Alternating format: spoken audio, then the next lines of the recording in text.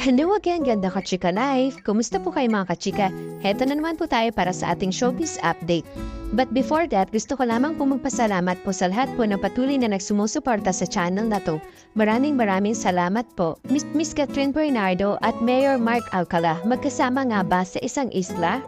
Usap-usapan ngayon sa social media na ex na dati po siyang Twitter na magkasama nga raw daw po itong si Miss Catherine Bernardo at ang Mayor Alcala ng Lucena City. Dahil nga po ng malig ang isang politiko kay Miss Catherine Bernardo, nalo na rin po ng netizen ang social media account nito. Pinagpipiestahan ngayon ng cyber citizen sa online world ang latest IG post nito. Base sa background ng shirtless photos ni Mayor, mukhang kuha raw ng mga larawan sa isang private island resort. Limitado ang comment section sa nasabing IG post ng binatang politician, kaya sa ex na lang nagpo-post ng kanilang mga haka-haka ang mga basher. Pati ang ginamit nitong caption na reserving my peace ay pinansin ng ilang netizen. Dapat daw imbes na reserving ay preserving daw ang word na ginamit nito. May pumuna nga rin po mukhang cryptic ito at may gustong ipahawatig. Siyempre dahil nalinig agad ay nadawit ang pangalan ni Miss Catherine Bernardo dahil sa trending post ng Mayor. May mga nagsasabing netizen na patungkol sa relasyon nila ni Miss Catherine Bernardo ang post nito. May hinala rin ang mga netizens sa online world na baka si Miss Catherine Bernardo ang kasama nito sa nasabing bakasyon at baka ito pangaraw po ang photographer ng politiko. Alam niyo po ba, nag 1+1 na naman ang mga netizen. Idinikit talaga nila sa IG post ng politiko sa actress dahil wala rin kasing bagong ayuda ang Asian superstar kung saan ito ang kung bakit walang naganap sa birthday celebration nito. Ang masasabi lang po ng mga ibang netizen na sana ay magsalita na ang politiko or si Miss Catherine Bernardo tungkol sa pagriring sa kanila ni Miss Catherine upang para tumigil na rin ang mga basher. Samantala, isang araw na lang po at madaganap na po ang ating pinakahihintay na ABS-CBN Ball 2025. Marami nga pong nag-aabang o nagtatanong kung ito po bang si Miss Catherine Bernardo ay darating o dadalo po ba sa event na to? Kasi alam naman po natin noong nakaraang taon ng ABS-CBN Ball 2024 ay hindi po nakadalo si Miss Catherine Bernardo. Panigurado din po, mga basher, inaabangan kung sino po ba ang makakasama ni Miss Catherine Bernardo or mag-isa lang po bang rarampa itong si Miss Catherine Bernardo sa ABS-CBN Ball 2025 event. Samantala, Mr. Alden Richard, todo ang paghahanda para sa May 11. Araw-araw nga po natin nakikita si Mr. Alden Richard at ang kanyang mga kaibigan sa pagtatakbo. Kitang-kita natin kay Mr. Alden Richard na sobrang nag-i-enjoy siya sa kanyang pagtakbo. At syempre, makikita natin sa kanya na hindi ito piktado sa mga basher. Ibinahagi nga rin po ni Mr. Alden Richard na sobrang excited na nga po siya sa May 11 gagawin ang Lights Camera Run, takbo para sa pelikulang Pilipino, at charity fan run for Mowal Fan. Gaganapin po nga ito sa MOA Concert Grounds, Pasay City. Samantala, dumako naman po tayo sa ating ibang showbiz update. I'm so happy and I'm so proud of myself that I'm finally out. Ito nga po ang dineklarasyon ng Pinoy Big Brother Celebrity PBB Collaboration Edition housemate na si Clarice de Guzman matapos aminin isa siyang bisexual.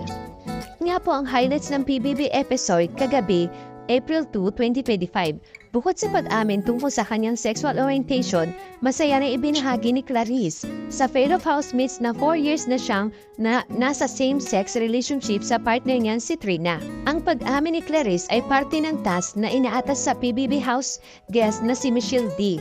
Ang bawat housemate ay binigyan ng pagkakataong ipakilala ng lubos ang kanilang sarili. Nang si Clarice na ang umupo sa trono, sinabi niyang tumanggi siya nung una sa sumali sa PBB. Tagal kong pinag-isipan kung sasali ako ng PBB kasi hindi ko alam kung kaya ko expose ang buhay ko. Pag-amin niya sa The Voice of the Philippines Season 1 runner-up. Pinag-isipan daw ng gusto ni Miss Clarice kung kaya niyang isa-publiko ang kanyang buhay. Obviously, nandito ako, so kinaya ko, sambit nito. Pagkatapos nito ay binunyog na nga ni Clarice ang matagal na niyang inililihim sa publiko. Pahayag niya, tingin ko ito na yung time para sabihin sa inyong lahat and to tell the world that I'm not straight, I am a bisexual. Yung kinukwento ko sa inyo na may 4 years akong partner, yes, I have a partner for 4 years. Her name is Trina. Dagdag ni Clarice, bagamat hindi alam ng publiko ang tungkol sa kanyang sexualidad, open siya sa mga magulang at mga kamag-anak niya. Alam ng parents ko bago mawala ang papa ko, alam ng mama ko. Ang kasama ngayon ng mama ko si Trina. And I guess komportable na akong sabihin sa inyong lahat with Michelle D pa. Si Michelle D ay aminado ring bisexual at parte ito ng kanyang advocacy. Sinabi nga rin po ni Clarice na excited siyang ipakilala ang kanyang partner sa fellow housemates niya. And I miss her, saad niya ako sa karelasyon. Sobrang swerte ko lang talaga kasi tanggap ako ng parents ko. Di ako nahirapan sa pace na yan. Even most some of my relatives alam. But di ko nang nasasabi sa work ko, so I am proud. Ipinalabas din ang pakikipag-usap ni Clarice kay Big Brother sa loob ng confession room. Inilahad dito ni Clarice kung bakit niya inilihim ang tungkol sa kanyang sexuality. Paliwanag niya, tinago ko po yung totoo about my preference, my sexuality dahil natatakot po ako, kuya. Natatakot po ako, yun lang po. Natatakot ako ma-judge. Natatakot po ako baka hindi ako maintindihan ng ibang tao. Natatakot po ako na baka magbago ang tingin sa akin ng mga sumusuporta sa akin or maapektuhan po yung karir ko. Ang mga alalahanin nga po nito ang dahilan kaya itinago niya ang tungkol sa kanyang same-sex relationship sa loob ng 4 na taon. Kumbaga public, mga taong kasama ko sa work industry na lang po siguro ang di nakakaalam. And I think this is the best time, sabi ng singer. Sa isang punto ay nabanggit ni Clarice na out din ang kanyang partner. Ibinahagi nga rin po ni Miss Clarice ang kanyang nararamdaman. Matapos aminin sa kanyang housemates at sa publiko ang tunay niyang sexualidad.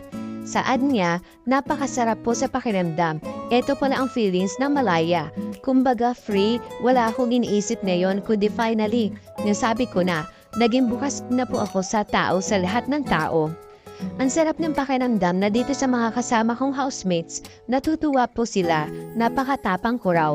Ako din po sobrang saya ko na finally, wala na akong tinatago, malaya na po ako. Dagdag pa nga po ni Clarice, nasabi ko na po yung totoo, di na ako takot, wala na akong kinakatakutan.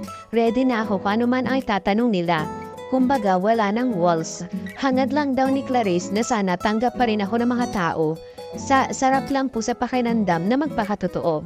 Pagkatapos nga po umere ng PBB Celebrity Collab ngayong gabi ay nang iwan na mensahe ang partner ni Clarice na si Christina Rey sa pamamagitan ng social media upang ihayag kung gaano siya ka-proud sa karelasyong singer. Ito nga po ang mensahe ni Trina, I am proud of you. I'm always here, always. I will with you here sa outside world. Love wins. Thank you for watching. Kung nagustuhan niyo po ang video ito, subscribe na sa Starlight Showbiz YouTube channel and please don't forget to hit the bell button for our latest updates.